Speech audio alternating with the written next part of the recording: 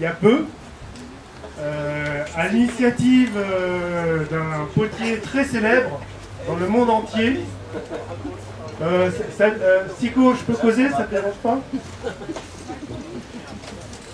Qui s'appelle Andrew Pearson et qui est là, à côté de nous. Vous pouvez montrer ce que c'est déjà et après je vais dire qui a gagné. You can show it? Show it. Voilà, c'est 3 petits pots magnifiques, fabriqués par lui. Alors, ce prix qui a été décidé par lui est selon le critère de la liaison entre l'arbre et le pot. Et en fait, la présentation. Qui est un petit peu différent du reste des concours d'aujourd'hui, donc c'est ça qui en fait l'intérêt. Alors, il se trouve que celui qui a été choisi par Andrew est un qui a gagné déjà un prix. Mais je ne vais pas dire lequel tout de suite, sinon il y a tout de suite fait. Donc il saura qu'il a aussi gagné un autre prix. Et c'est Guillaume Godenis. Goderis. Qui est là.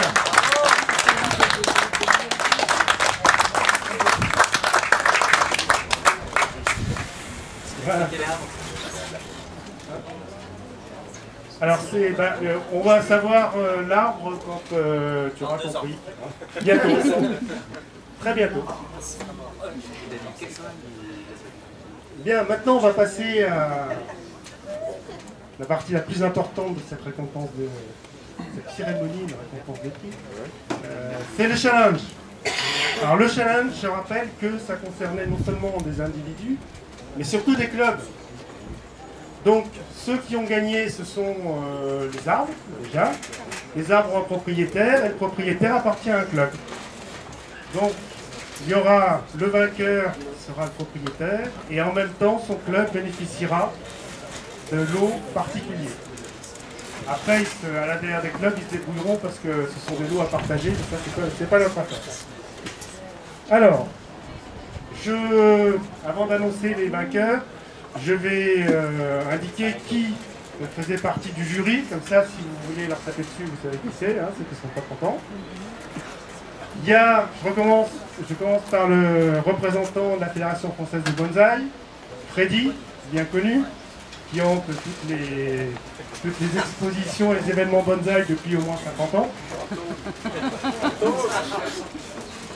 Et ensuite, ce sont donc les 4 N3, parmi les tout premiers N3 de la Fédé, qui sont les grands animateurs des ateliers L'Arbre à le geste.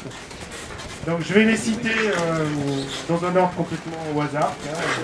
Alain Arnaud, c'est le plus discret de tous, mais je pense que tout le monde le connaît quand même. C'est nouveau ces lunettes, là, t'as pas de lunettes, toi? C'est pour faire un cognito? Ouais, c'est pour faire un téléphone. Ça du mal. Hein. Alors, Francisco, le parisien. Enfin, le portugais parisien, c'est compliqué.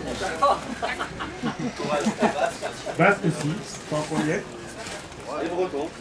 Donc Francisco Ferreira, puisqu'il a un nom de famille aussi, lui.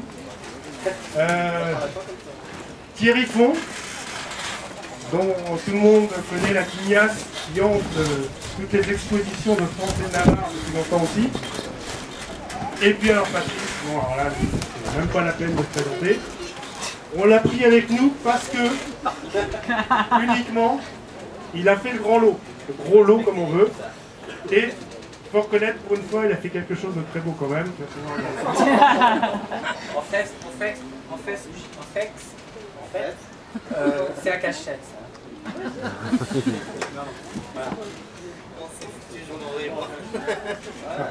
Je pense que ça valait le coup de concourir quand même parce que c'est une très très belle œuvre.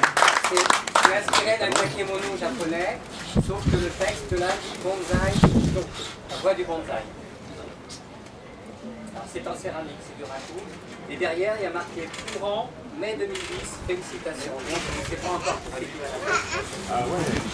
On va bientôt le savoir, très très bientôt. On va même le savoir tout de suite. Donc on commence par l'arbre.